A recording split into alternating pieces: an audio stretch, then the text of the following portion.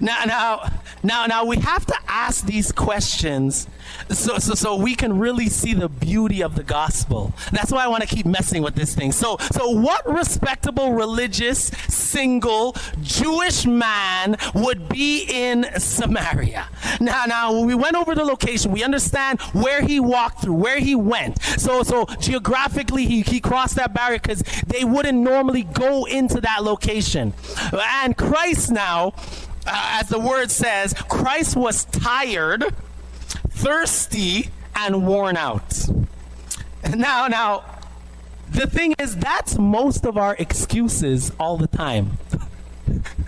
Why we can't influence people, why we don't make an impact, why we can't go and do this or do that, why we can't go and witness. We're busy, we're tired, we're making all these excuses. So the word is saying, this is the state of him. This is what state he was in when he did this. It's proven, it's put in there specifically for an example. When it says the word was made flesh and he came, and where the Bible talks about Christ assuming all of humanity, so he understands what it is that we went through. This is what the word is saying. So he was tired. So there was the Jews that don't talk to Samaritans. So there were what? The Adventists that don't talk to those in the LGBTQ community. Do you see the parallels? There was a woman that didn't want to be bothered. Sometimes we make the excuse for ourselves that, we're going and we're distributing tracts, and those people over there, we're not going to go talk to them because they don't want to be bothered by us. We make excuses based on what we think the other people or how we think they're going to react. So we understand now that normally, if we're looking at this through the right lenses, this situation should not have happened. Christ should not have been able, with all these barriers that are set up, Christ should not have been able to get through. Christ should not have been able to impact this woman. Christ should not have been able to speak to her in a way that makes her change her whole perspective.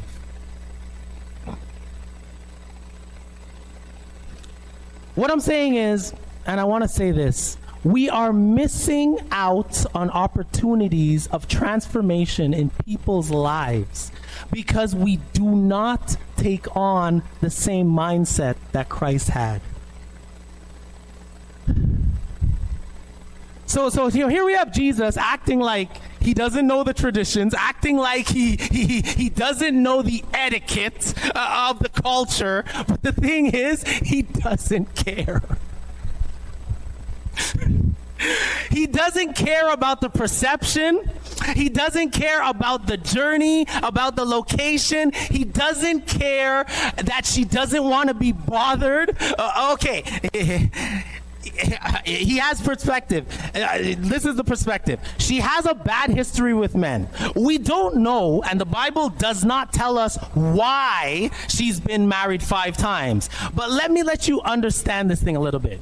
In Jewish law, it is permissible to have 3 marriages. That is by law. It's permissible to have 3 marriages that ended according to the law. And when I say that ended according to the law means this. The woman did not have the right to call for a divorce. The only person that had a right to call for a divorce was the man. And in order for a man to call for the divorce, he could divorce you for, let's just say, just about any reason.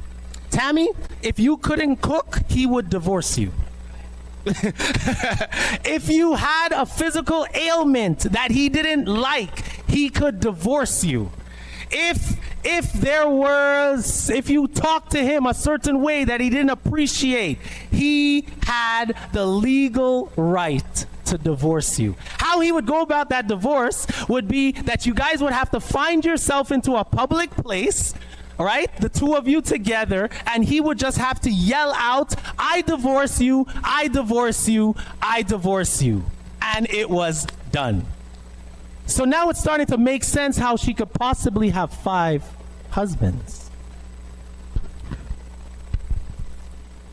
Now, this is not to just this is not to point her out or just to say she has man issues, but after being married 5 times and now living with a man, shacking up with a dude that she's not married to, a woman in this culture is looked at a certain way. Okay? Now, Jesus called that out, and Jesus calls that out to her, so she's probably looking at Jesus like, dude, what's your angle? What's your problem? Like, why are you telling me this? Why are you coming to me in this way? Now, I can imagine her coming to the well thinking, nobody's going to be here. I nowhere's going to have no comments about what she's been doing. No slick men there trying to pull up on her or anything like that. Only to find Jesus there waiting specifically for her. He starts speaking to her, and you can see it in the text. She's distrustful.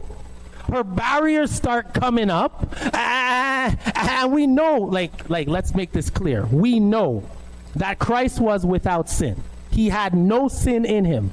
He was so dialed in and so connected with his Father that the flesh did not overcome him.